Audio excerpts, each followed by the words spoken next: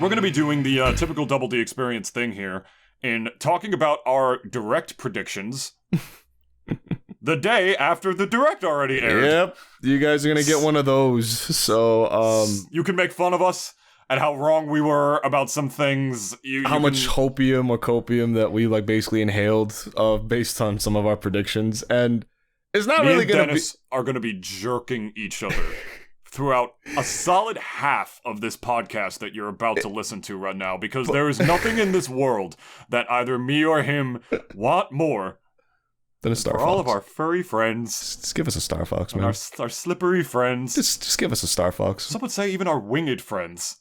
To once more take to the skies and have a game that is not only existing just to show off new tech.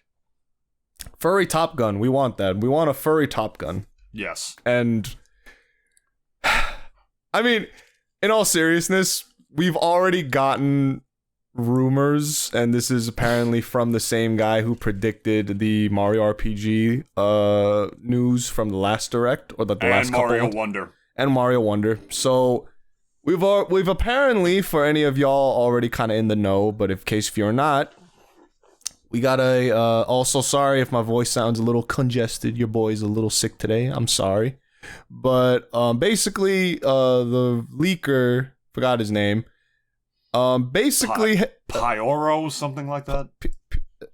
Papaya. Yeah, Papaya basically said that F-Zero is gonna be getting another game for the Switch, and it should be announced within this direct that has already that has already come out by the time of this episode. And what the fuck else was there? You said there was something else? Did I say there was something else? Was that like the only thing that like he basically leaked, I guess? He leaked the hint at a new F-Zero. Apparently it's a battle royale. That's what he's saying. Which I guess works. I mean, that's actually, I like that a lot, actually. Yeah. Imagine think like you about just drop into Mute City and like grab your fucking like speeder or whatever, or your racer. And if the map's big enough, it's actually like going around the city and trying to find another fucker to like basically like to take him down. Dude, it would be pretty fun. If it's like supposed to be like the city mode in fucking Kirby Air Ride. Oh, that was so fun. But with F-Zero, which. Oh yeah, like that's actually kind of perfect too. Cause think about it, like everyone was like F-Zero's dead as soon as they added Mute City and like Big Blue to Mario Kart 8 Deluxe. As soon as they added that to Mario Kart 8, they're like, F-Zero's dead. Why have another racing game like when you have like the Mario Kart 8, which is the highest selling game on the fucking Switch, to this day still the highest selling one. I literally sell that game every year. I see it fly off the shelves constantly every year when I do the Nintendo Ambassador program, which I've told you all about that before. I'm not going to repeat myself. But if there's any good way that they could just differentiate F-Zero from Mario Kart and like have a way to put F-Zero into the limelight again, I never considered making it a battle royale and having just like 90 fuckers like spawn into the same map like that and just have like a giant Omega double deluxe double D experience birth of booty race. That would be sublime, to say the least. I had no idea it was a battle royale. I didn't see this part. That's sick. Well, I mean, again, we, at least up to this point where we're recording, where we're reserving, like, all of our, I guess, not judgments, but, like, kind of predictions, I guess, until we watch it, the day before this episode comes out. Yeah. But, I mean, at the very least, the main thing I can say is that, like, they're acknowledging, again, that, you know, F-Zero exists, because Nintendo always has this pattern where they always just focus on like their big ones, where it's like Mario and Zelda and maybe Donkey Kong. I don't know when the last time Donkey Kong got a game since like the Tropic Zero. The other one. What? Not a Donkey Kong game per se, but he's also saying that there's going to be a new addition to the Mario vs. Donkey Kong games. You remember those games? Mario vs. Donkey Kong? It was a Game Boy Advance game back in like 2003. It was like a spiritual successor to the original Donkey Kong games where like... Oh, the original arcade. No, not the original arcade. It was a Game Boy Advance game. You played as Mario, and there were these little levels you had to go through, and DK was the villain. He was the antagonist again. Mm-hmm. But it was like modern DK and modern Mario, and basically the plot was that, like, he wanted to... There were these new mini Mario toys on stores, and he stole them all, or he just wanted them all, and so Mario was chasing him or something. And then they turned into, like, a puzzle series where on the DS, where you had to, like, point and click the mini Marios that are automatically walking through levels. Oh, it's basically. like guiding them in a way? In a way, yeah. I kind of remember that, yeah. Yeah, Mario versus... He's saying it's a new Mario versus Donkey Kong game. Okay. Yeah. Alright. I think, though, David, let's be real. We only tune into directs for one thing.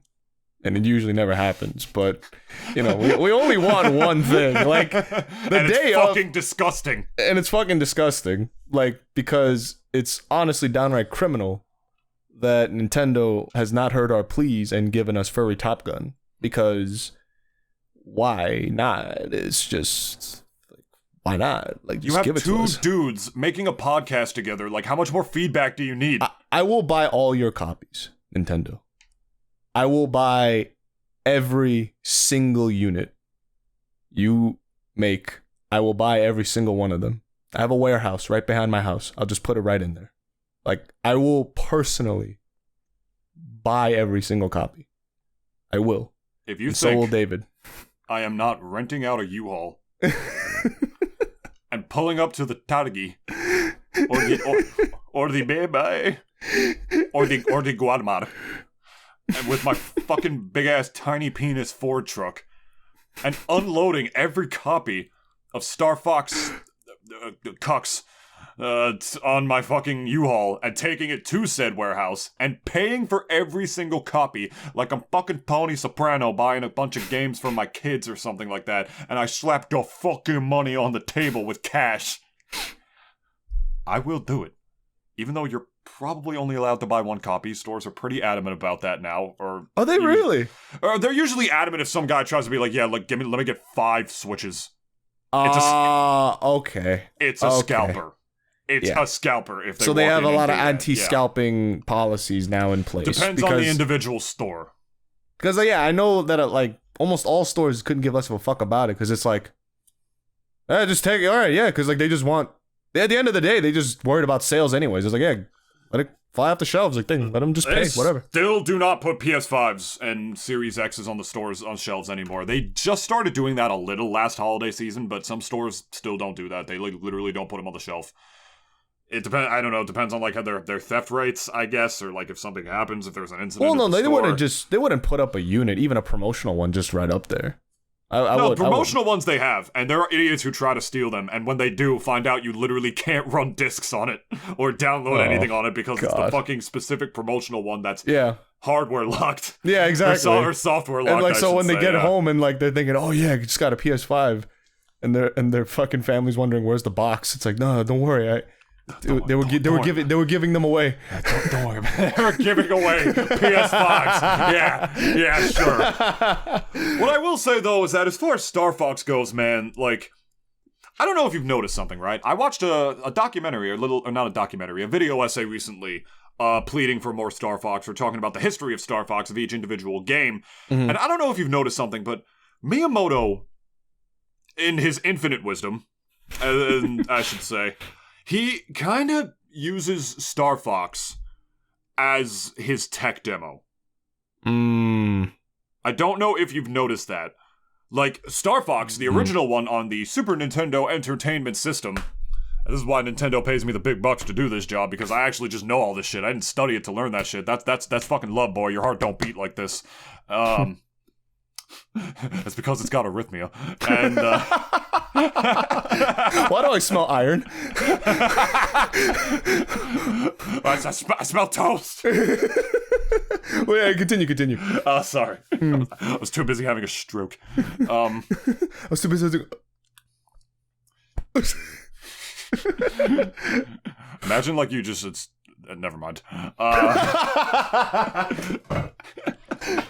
But yeah, continue. I was thinking of a stroke. I was thinking of Peter Griffin. Go away, fat man. All right. Sorry. Anyway, he uses it in that way because Star Fox, the original one, was not like, I don't want to say a pure tech demo, but basically, Star Fox at the time, cutting edge, sexy ass triangles everywhere. And I mean that, sexy ass triangles. Yeah. That was not an N64 game, my friend. That was on the SNES. And for that, they literally, that was made possible because of the Super FX chip that was developed for it. Nintendo was seeing like some of the technology that outsourcing companies was doing to create like just advanced graphics that could run on something like the SNES before 3D gaming became as prevalent as it was. And that's why they were able to make a game that looked like Star Fox, where you're moving forward on a sort of 2.5D plane, basically. Kind of on the rails a little bit. Yeah.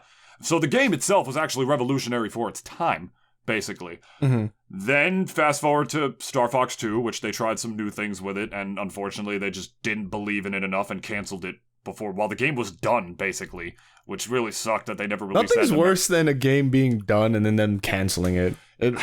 I forgot what the reason for that was when the game was like literally 95% done and they decided to can it. I just think they didn't believe in like it was like half point and click as well as like, you know, being like rail shooter. There was something different about it that they didn't believe would adapt to American audiences well at the time or something. I forget the reason. I apologize. Then comes Star Fox 64. Where we have a 3D console now, let's put a Star Fox game on it, and now this is better because we have an analog stick to actually function for analog controls. We don't have to move on like a full like 3D sort of plane with a D-pad, basically, as well as having like an actual trigger button as on top of other things, A button to shoot, way more buttons to be able to just like do all sorts of movements. And that's why like to this day Star Fox 64 is considered the pinnacle. And it wasn't until after the colossal failure that was Star Fox Adventure. You mean Stairfax Temperatures? Stairfax Temperatures. And Star Fox Assault, which came up soon after that, which had its issues, but was still the closest thing to a traditional Star Fox game at the time, and looked incredible for a GameCube game. It still looks incredible for a GameCube game. I think the scale of it, too, is, like, honestly, something that... I mean, we have seen scale in a lot of GameCube games by that time already. Yeah. Twilight Princess being, like, one of the bigger ones. And not even saying that, like, at least, like, Twilight Princess's, like, world, like, was just, was only just massive. There was a lot in it, and I think the amount of detail that they even put in it. Like, Hyrule, honestly, in Twilight Princess felt fucking huge. And it's also one of the things that really bothered me about the game, because the game also, Twilight Princess, felt obscenely long compared to a lot of other Zelda games. And I don't know what it was, but I really think it was maybe just had a bit to do with the fact that, at least as far as scale went, the game just felt so massive. Like, I mean, Breath of the Wild, like, as far as it being an open world adventure, right? Obviously, you know, any open world game does feel massive, can feel massive to anybody. And, like, at least, but, you know, for Twilight Princess, though, it was like, it was still not exactly an open world game, but more so, like, you know, it still had, like, its sections. It wasn't just like, oh yeah, go down that way. Like there are like areas you go to, towns you go to, and like that's why the screen whites out and then opens up and, you know, like fades in and fades out again. Like, but everything just felt so fucking big. And now going into at least like Star Fox Assault, which I only got to play the campaign for just a little bit, and even I felt like, you know, this, because like for a lot of Star Fox's at least history within like the past games, and I think 64 did capture the scale of like the sort of war that you were fighting. It's like, yeah, you are like a mercenary group that is like, you know, fighting for, I guess, like, let's say the good guys. Yeah. But like Assault was one of the few which like you really saw like the grand scale of it all. And you are just one pilot fighting in this gigantic colossal war right now. It was made by Platinum Games, wasn't it? Continue. I'm gonna like look that up. Actually, I think Platinum Games might have made Zero. I don't remember, but like Star Fox bounces from developer to developer. And another sick thing about Assault, though, was that it was unique. It had a unique story, but it didn't play like a Zelda game like Star Fox Adventures did, because it was literally a reskin of a game called Dinosaur Island. Namco, thank you. It was Namco that made that one. Platinum Games made Zero, I believe. But yeah, they commissioned Namco for it instead of Rareware, because Rareware got bought by Microsoft at the time, and Star Fox Adventures, I believe, was actually the last one of the last Rareware games ever released before Microsoft bought them the day after Star Fox Adventures released. Look that up. The day after Star Fox Adventures released is when the deal was solidified between Microsoft and Rareware. So Star Fox bounced from developer to developer. It's like, what the fuck do we do with it? At least Star Fox Assault had a really sick original story that worked really well. It was held back by some minor things, like the ground missions. Some they also didn't really always control that well. But the on-rail stuff, even though there should have been a little more of it, despite there being a still sizable amount, was still good. But the point I'm trying to get here, Dennis, is that Miyamoto doesn't fucking release new Star Fox games after that because of how poorly the GameCube sold. Despite how much we praise it now, how much everyone praises it now. Yeah. Unless there's something new to do with it. He uses Star Fox for gimmicks. Because one Star Fox game that we never talked about was Star Fox Command, actually. Was that the one with the DS? Yes, that was the one that came out on the DS. And you had the stylus to move the ship around? Navigation system on your touchscreen. So it was like not even so much of a rail shooter as much as like a little like point and click navigation system. Guide the thing through the gaps and such. Like you were thread like a the fucking needle. Blackbird pilot in the 60s, basically. Something like that. And they didn't know what to do there. That game did not do well. It did not sell well either. Yeah, I figured. And also, because after Assault, they worked really hard to give it a sick, new, unique, original story, which is one of the best things about Assault. Like, the fact that we should be grateful we have a Star Fox game that at least has a different story, which is cool. A good one. Also, at least continues where the last one takes place, like, from Adventures. Like, because I think as far as the continuity went for a while, like... Yeah. Why'd you like put your finger on your nose? Like, guys, I wish you could see David. He looked as if he was like telling a lie. He's like, "Are you?" Just laughing at the joke I made earlier because they find like, Crystal like a fucking nomad and like she's in like her two-piece. Oh yeah, like basically living like a caveman amongst the dinosaurs. Was it? Didn't the whole conversation just went like, "Hey, you want to join up with us?" And she's like, "You know what? You're hot. Yeah. You could be a pilot. Like, would you like a warm bed and actually like a fucking like shower?" Like, for once in your life, you filthy gremlin, like, because she's like... And also kill bad people for money. And drive a cool, awesome, like, SR-67 Blackbird and, like, just shoot down motherfuckers, like, with extreme precision. Like, would you like to do that? You see that fucking geriatric rabbit back there? You hear him cough every 5 seconds? He's already on his way out. Yeah, he's kind of in denial about it. Like we're gonna break the news to him pretty soon. Like every time he's in that plane, the G-forces just shatter his fucking non-existent knees. It's like it's just getting into a burden. Like, would you like to take his place, please? Yeah, like I heard him shout like for backup from my father. He died like fucking 20 years ago. I like his brain it's pretty. He's on his way out. He's on his way out. It's a little. It's there's more hair on his skin than on his cranium. Wait, so point is that it was at least great that it continued the story because again, this also comes back to at least how Miyamoto clearly couldn't give a fuck about story. Like it really does not matter to him. Well, here's the thing: they tried. Star Fox Command has 9 endings. Yeah, I know that. I remember. 9. Because they couldn't fucking pick one. They couldn't pick a direction to go in. And, like, the dialogue in that game is, like, so weird and clunky. Like, there's one part of the game where, like, Crystal literally leaves Fox for Panther. I remember. Joins Star Wolf. Yep. And just because she was fucking mad at him. Like straight up. And that's like a lot of fan fiction-y type endings like in there. It reads like fucking fan fiction. That's the perfect way to describe it. And there's 9 endings. Like some of the characters aren't fully fleshed out. They gave Slippy a fiance just like to ship Slippy with somebody. Why Slippy. not, yeah. Like, cause why not? 9 endings because they couldn't pick a direction to go. Which is why Star Fox Zero, when that game came out, complete and utter rehash of Star Fox 64's story.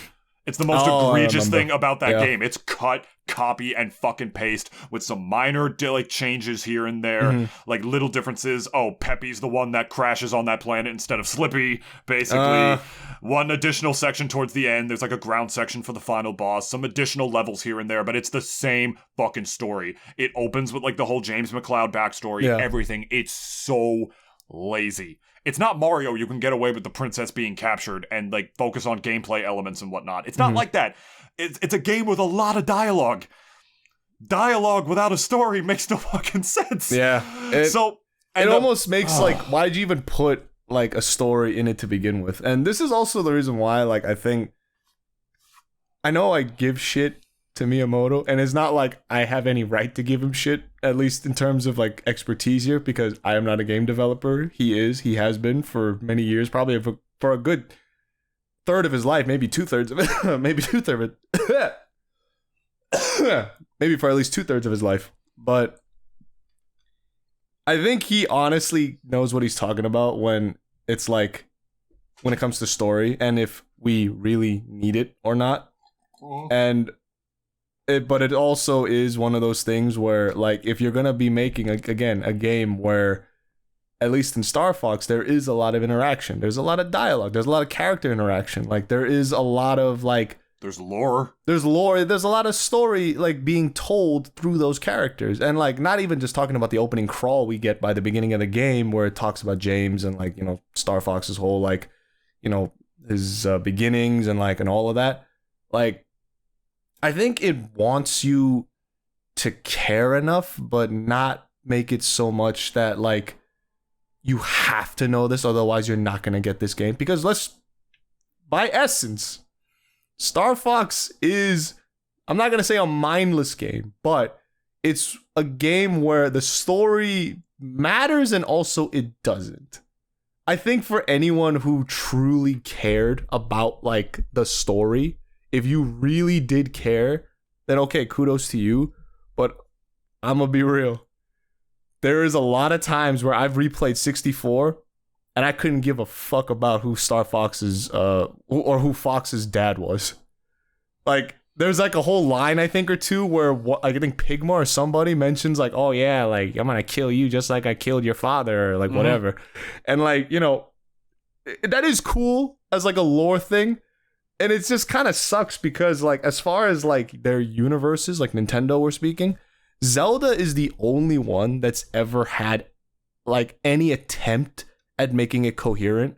Only because, like, again, for them, and I think even Aonuma and even Miyamoto, the stories, per se, or, like, the historia of all the games did not matter until it got to a point where, like, I don't know if it was either fan outcry or they just realized like this shit, like we should try to connect it because it kind of gives it more stakes within each game. Because as far as the timeline goes, there's 3 timelines, which it always bothered the shit out of me, because like when I read that timeline or timelines, I was always so bothered because it's like Ocarina of Time is basically like the crux of the entire like point of the 3 timelines, where like it depends on if Ganon beat Link, or if Link beat Ganon, or like Link did beat Ganon but he died or some shit or whatever. There's the one where Link straight up dies on his journey. There's the one where he's able to get to the king in Zelda and be like, yo, this Ganon dude is kind of a threat, we should probably do something about this guy. And then there's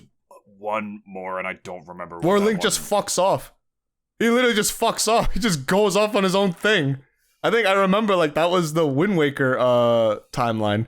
He just like, he beat Ganon. Hooray! And he just fucks off and just no one ever hears from him again. Yeah, it's like Miyamoto is like literally that little Dora-looking girl like from like the taco commercials. Like, ¿por qué no los dos? Yeah, it's like, why not like, both? What?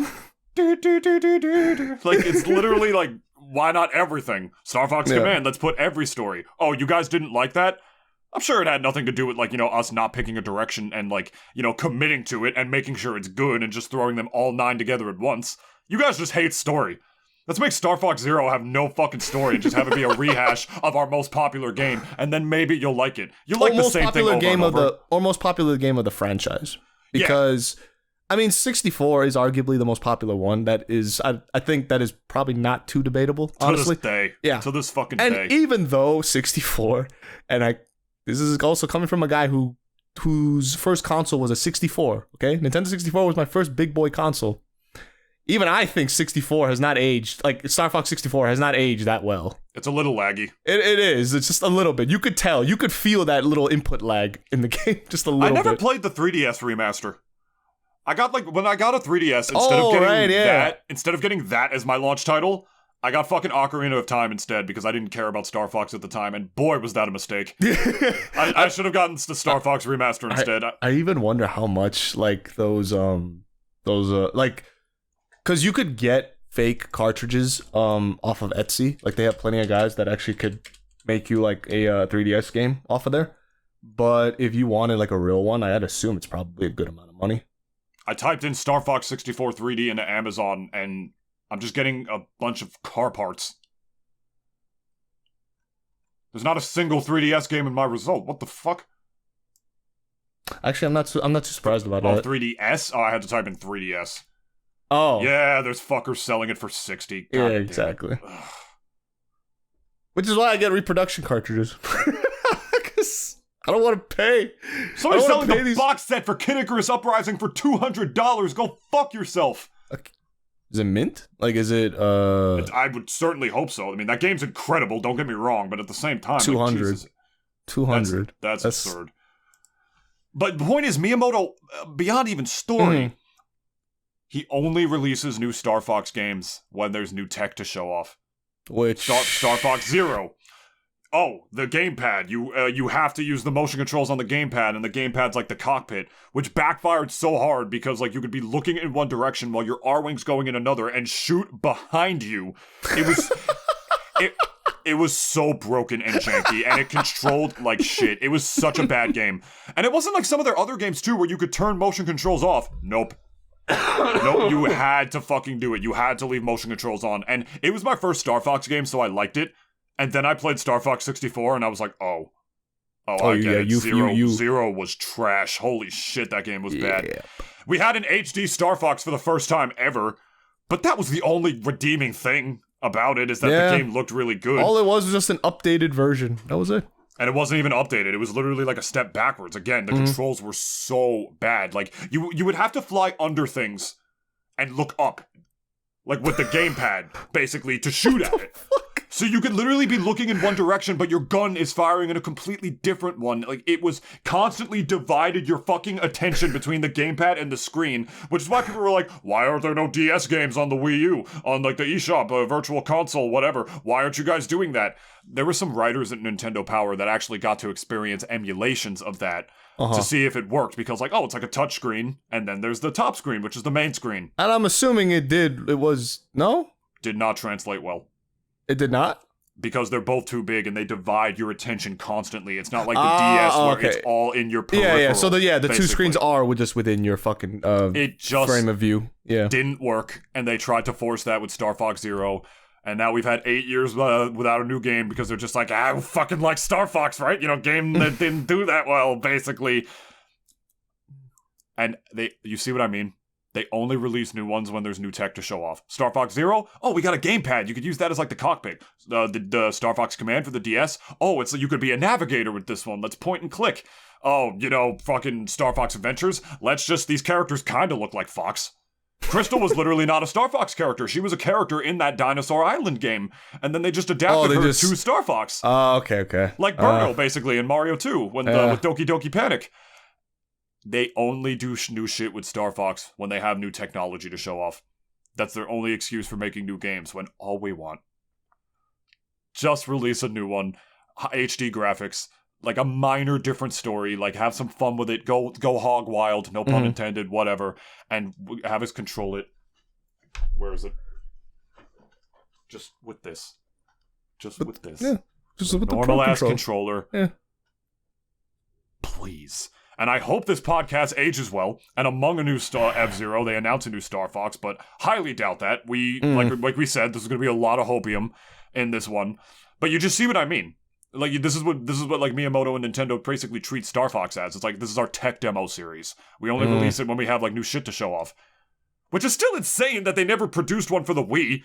I thought for sure that was going to be a lock for Star Fox, like having a control with motion controls like this and whatnot. But then they said, like, we literally just don't have any ideas for Star Fox right now. They said that in a press release. Like, we just don't have any ideas, like, how to make it unique right now. So we're not going to do it. Oh my god. So maybe it's better that non-existent Wii Star Fox game didn't happen. I also like to think that was probably just like a cop-out answer. Because for the Wii and for all the shit we give it, like, there were obviously a few good games off of there. Best one being Wii Sports. Yeah. Just flat out. One of the greatest games of all time. I think Wii Sports is a little overrated, but I agree with you on that front. But like among others, right? Galaxy. We had Brawl and Metroid Prime 3. Metroid Prime 3. Twilight Princess. And by the end of its life cycle, Skyward Sword. Which you could ask a lot of Zelda people about like their opinions on Skyward Sword, and of course the famous, oh so famous Egoraptor / Aaron Hansen had a few choice words of the Sword of the Sky, and was not a very positive choice of words he had for it. No. And I even still think motion controls, and I'm kind of glad that that Nintendo did just finally realize that motion controls is fucking dumb, and we should just drop it entirely. Like, this is not the way of the future, or at the very least, they were just a little too early, because now with the advent of VR, like the whole idea of using motion controls and even just like virtual reality in general, it's slowly catching on more and more, but like it's still kind of like in that phase where the Wii was with it, where it's like, this is cool, but I still prefer a controller. You know what I mean? Yeah. And it's like no wonder that even though the Wii had the Wiimotes, right? People were still buying the fucking controllers. It was just better to have. It was just like better to use a lot of times. And like, never mind the whole, like, remember the meme of like, oh, don't forget to put your strap on or else you're gonna swing that fucking Wiimote and hit somebody or hit your TV and just shatter your fucking screen, and there you go, you just lost $1,000 off your TV. And how many other grandmas do you think got wrecked by like the fucking Wiimotes? I would love to see a data, like a chart of data of that. Like how many like Wiimotes just were beamed towards like a fucking unsuspecting family member because like the dumb fuck didn't just put the wrist strap on. And I remember. Well, no, they were defective when the Wii dropped. Do you remember that? The wrist straps? Yeah. They were? Yeah. What? They were defective when they dropped, and like I did not know that. There were lawsuits. There was a recall of them and shit, like literally right when the Wii dropped. I don't remember. Yeah, right when the Wii dropped, my dude. Like they were like, because people were slinging them at their tail, and don't get me wrong, a lot of fuckers were just not wearing the strap. Yeah, exactly. Yeah. But then some of the ones that did, it's still just because it was like that little stupid like piece of string, right? That was basically it was a loop in the back, and like, okay, you tie it, and there you go. It should be secure, and then it just hucked the damn thing, and then it just went. The same energy as like, you know, that fucking. When they started releasing Mario Party with a glove, because there was that one mini game where you had to like put your palm on the stick and just rotate it because like you were like cycling on a bicycle. All right, I ripped my skin off of that. Yeah. I was one of those, yeah. And then not to mention like the GameCube's like fucking the sticks, the covers for them. They never lasted that long. Oh, I'm a fucking Smash player. I could talk to you all day about fucking sticks, bitch. I could talk to you like, all day. The covers specifically, like the rubber covers specifically, like they never lasted. And it's like, a console with fucking Melee on it, dude. Yeah, not to mention even just like any game where you had to rotate that fucker like a madman, like just ruined your fucking palms. Like you'd get blisters like so easily. And Mario Party anyone? Or even Luigi's Mansion. One thing I always did like an idiot was just like every time like I gotta go, so like they just spin the thing. Did you really? I did, yeah. I was like, like they, I'm sucking it up. Like I thought it would be like I thought it was more efficient. Was not. Was not. Later on, it wasn't until our Let's Play from years ago that I saw how you were doing it. I was like, wow, I'm an idiot. Oh, dude, I was an idiot because apparently there's a way to one-cycle Bulossus, and I just didn't do it right. And so, like, we were on that, we had, like, one fucker that just got away, and he was just, like, running around. Like, was he the one that, like, was going from room to room? No. Like, he was like No, the Bulossus boss fight where, like, you fight the giant Boo and they break apart. Don't you remember there was one when it got down to the last one and we couldn't just grab the fucker? And we were doing it for like 15 minutes. That was probably, I think, the longest episode in that whole thing because of that fight alone. Like either that or the finale. And even you were saying like, "Yo, he's got to slip up eventually, right?" And I'm like, "No, it's just like this." No, like my boy here, he never missed. Just like how when I play Paper Mario. But I will admit, I have seen some crazy speedrunners do some shit in that game in Paper Mario, the 64.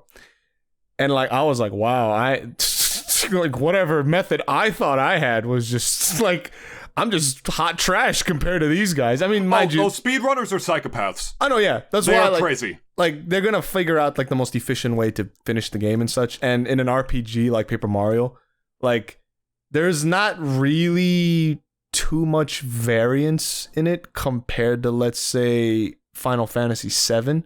And I remember hearing that probably in a Let's Play that I watched like way back when, some of the guys were talking about how like at least Final Fantasy VII is like almost impossible to like on like, let's say, on a couple tries to get right as far as like 100%ing it and speedrunning it, because there's like this whole section where like it's like it has to do with the chocobos and like there's like a breeding mechanic in it, and like you have to basically get the whole right chocobo and shit, and like you have to make sure that this one matches up with this one, so when they make an egg, it's like that one's gonna produce the traits that you need for it to make like the, you know, the best chocobo out there. There's no speedrun trick. You can't just like play them a little like chocoporno to get them horny and just have them fuck. Nope, just gotta play. Is it just not a glitchy game, or just gotta play good old breeder with it?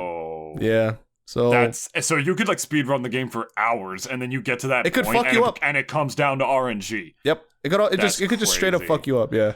So the closest I ever came to speedrunning is I almost speedran Mario Party 4, like the adventure mode, and I even like made like splits for it and everything, like with logos, and I just never wound up doing it because I'm like, this is gonna be way more entertaining to watch than to play, and it just also just comes down to like just pure RNG. It's RNG the game. Like, why would I do that to myself?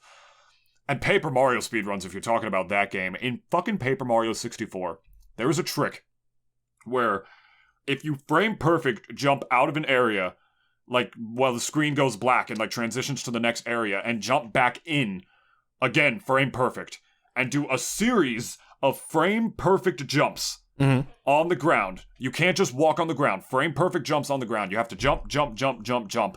After you beat a chapter, and they have that little card that you have to grab with the star character on it, if you do that while you're in those frame perfect jumps, it skips the entire Peach chapter.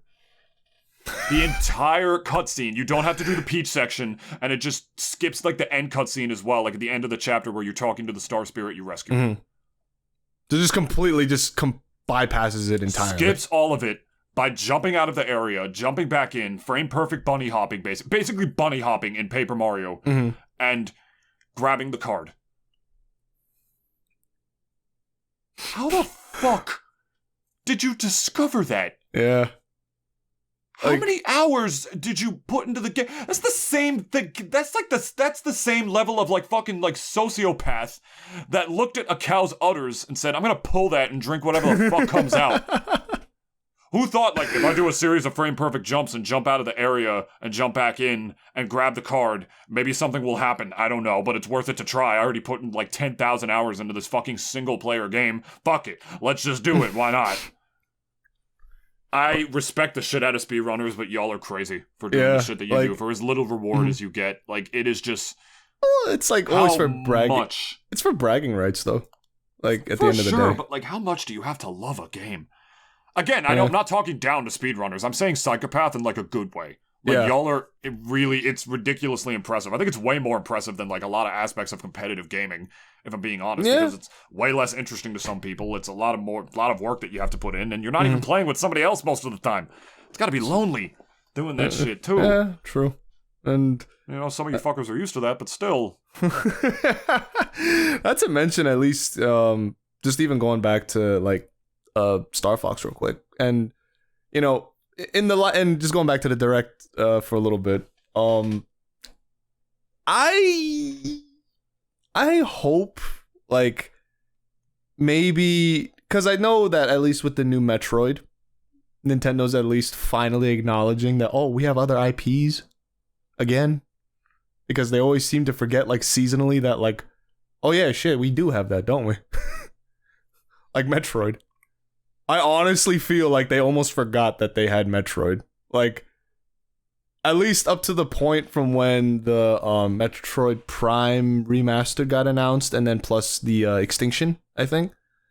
Like, they always also love to announce a remaster whenever, let's say, a sequel of a big line game comes out. Because at least with Pikmin 4, we got the same thing where Pikmin 4 got announced, and then they announced that 1 and 2 were going to get their Switch ports. Not even a remaster, it's just a Switch port of the two games, right, like, along with the announcement. It was, like, at the same time. And I'm gonna stand up. Yeah. And it's, like, one of those things where, like, you know, it's like Nintendo's got a pattern that I think we all kind of know at this point.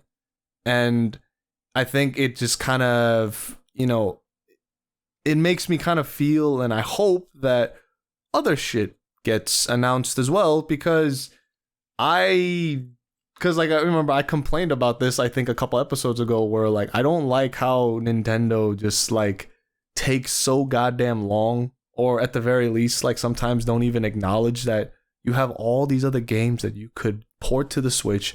I understand, and people may even argue that, sorry guys for, like, the noise in the background there.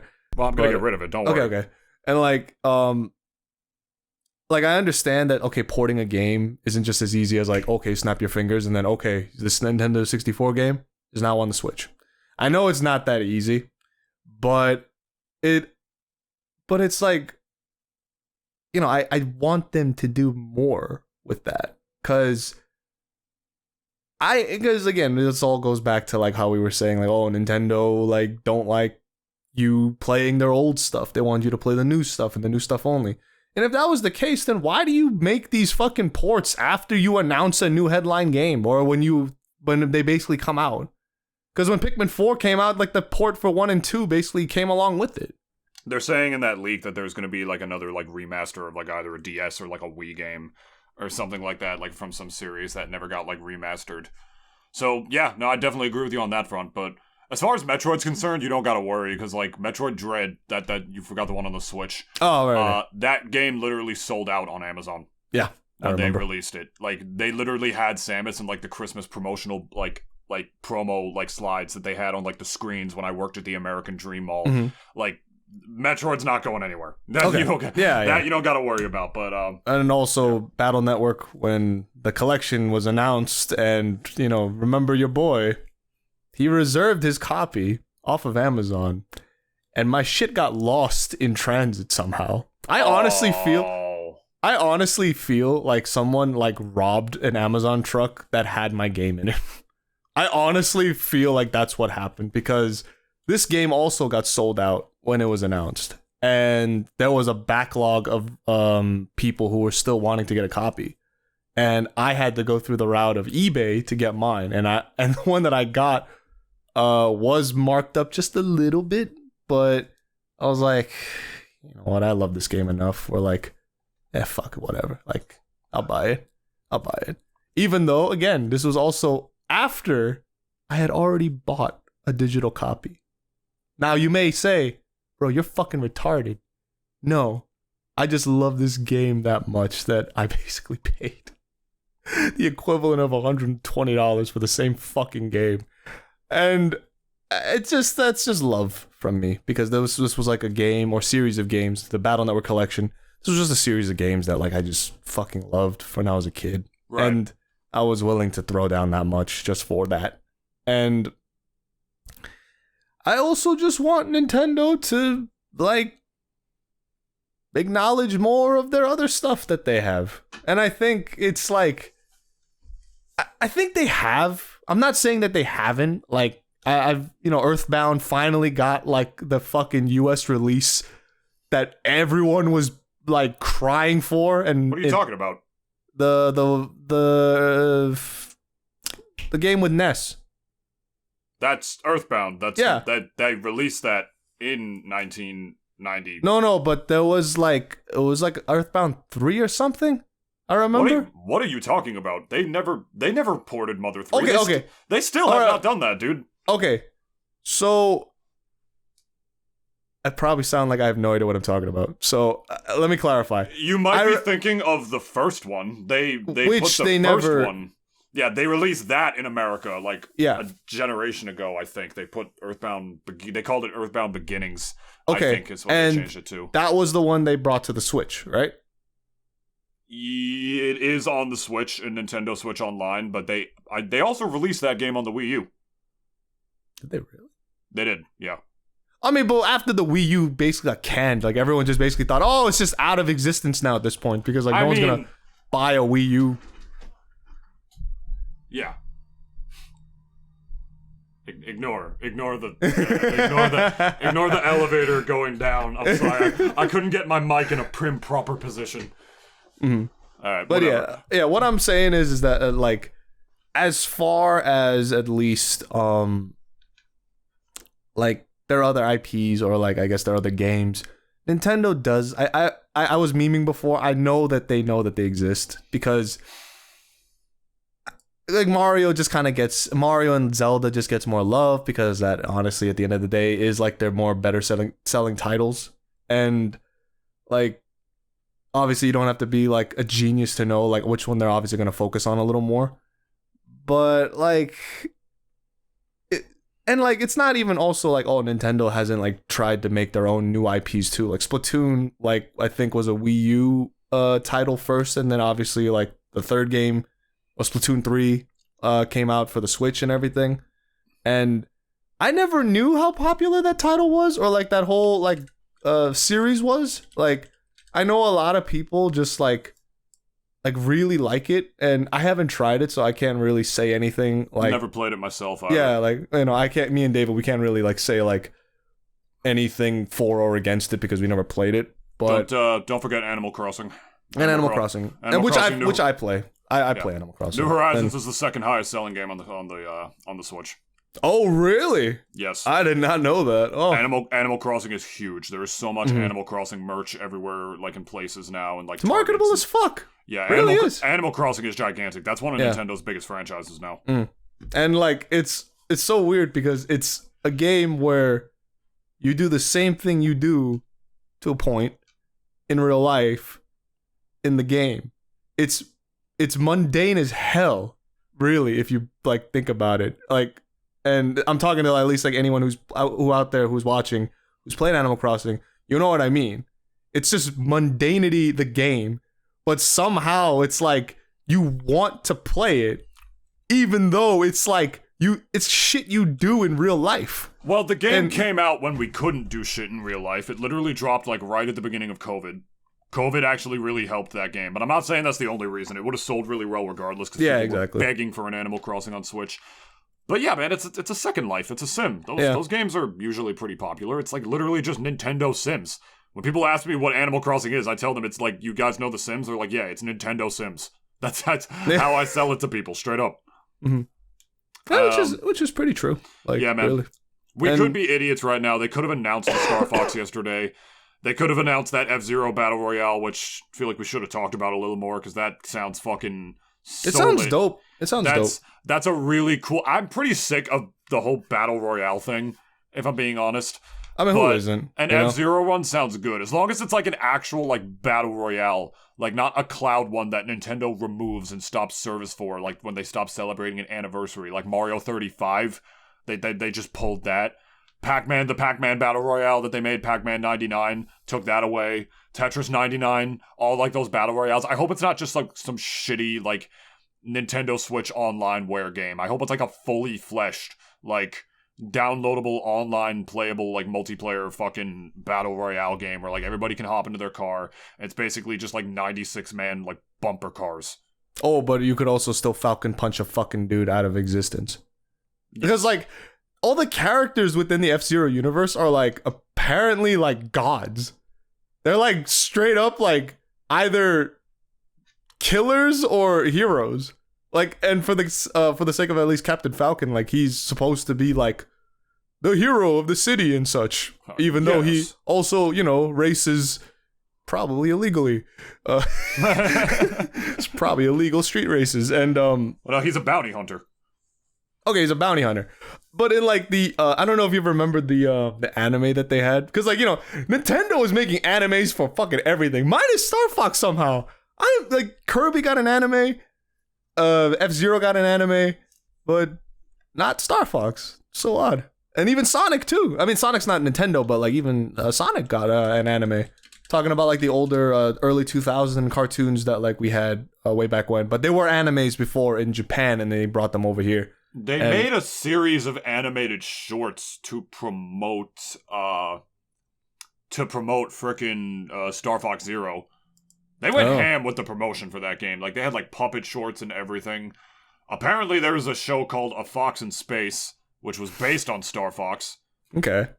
And it's literally about Fox. It's Fox McCloud and his team support the Cornerian army against the opposing forces of the Venomians. Andross's faction. Yeah. It had 3 episodes. Which is cool. But, you know, nothing as cool as Captain Falcon in his anime literally Falcon punching a dude and atomizing him and causing an explosion so fucking huge that you could see it from the other side of the solar system. It's honestly, the anime was fucking insane because like like it was so like just Japanese, and I don't even know if they knew what they were doing with it, because at least in the universe that it takes place, like there was still racing going on and everything. But there was always, like, now at the end of it, there was, like, this huge, like, stake of, like, the world's gonna end if you don't, like, beat this guy in a race. It was insanity, honestly. And, like, it was just so, like, childishly epic, if that makes sense. Sounds absurd. It is absurd, yeah. It's completely absurd. But, like... It sounds like Speed Racer on crack. Yeah, essentially. Like, the guy has, like, a punch that could literally destroy you. And, like... Just like how he really was the original One Punch Man. He really, yeah, he kind of was. I could agree with that. He was like, there was really no other character that like whose entire identity was revolved around his punch, and like I've yet to see one besides him in One Punch Man. But like he announces his attack. You know what One Punch Man like calls his like punch? What does he call his punch? Serious punch. Because none of the fights he fights is even worth his time.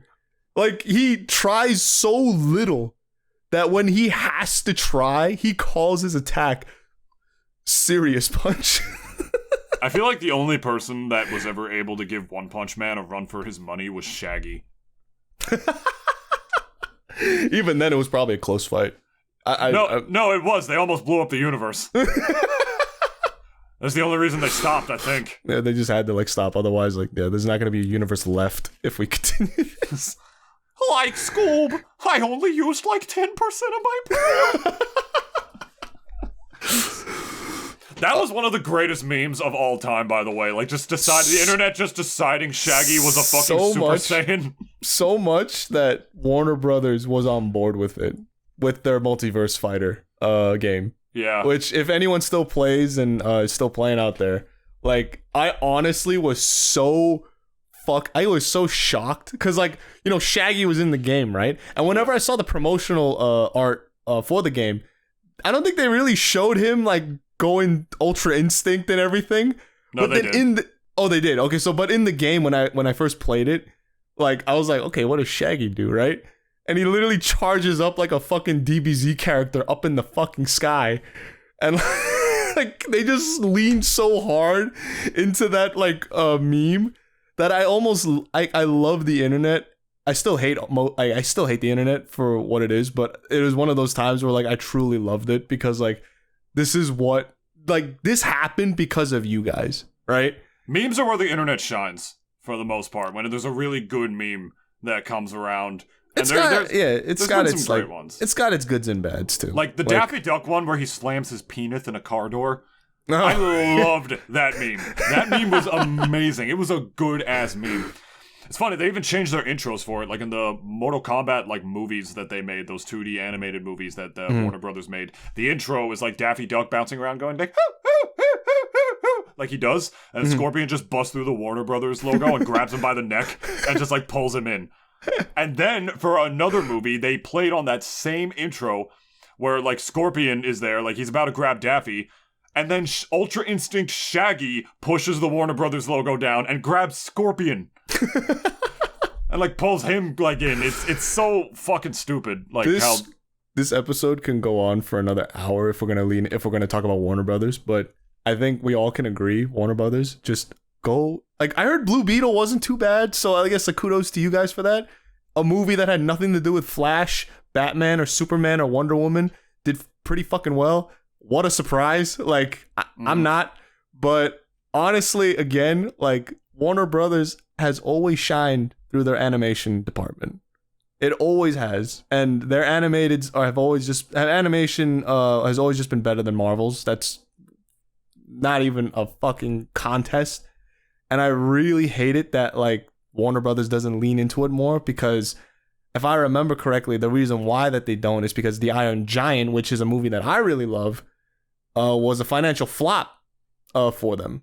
And they, after that, kind of decided that, we're not really gonna do too much animation anymore, because they lost money. And usually when a company like that loses money on a project and on that sort of scale, they just, after that, it like the whole decision is that, we're not gonna do it no more because we don't want to lose more money. Money talks. But like we've had some crazy, like really good DC animated like in the last couple years, and I'll say a lot of their movies are better. But I mean, what about Spider-Verse? Okay, no, that's fair. Yeah, but you know what I mean though. Like as far as like because Spider-Verse was only the one. There hasn't been any other from Marvel that like even comes close to that scale. Well, there were two. Yeah, if we can find two, but you know what I mean though. At least it's before Spider-Verse. Was there really anything under Marvel's belt animation-wise that was like up there with like the older like DC like Justice League sort of kind of like animated series? No. Like DC was. Well, we even mentioned this. Like I said, that DC should just focus on animation. Yeah, I feel, instead of all the and I agree. shitty live action ones. I've said that before, but I might actually go see Blue Beetle. I did hear that it was pretty good, and like it's a surprise because it's not a Batman or The Flash or Superman or Wonder Woman. I'm down. Like who's honestly surprised? Yeah. Yeah, I'm down. I'll go see it with you if you want. Go see the Blue Beetle. Yeah, sure. With George Lopez. He honestly looks even shorter in that movie. He's aged. I mean, I know he's aged, but like even the kid from the Karate Kid from Cobra Kai. Yeah, that's him.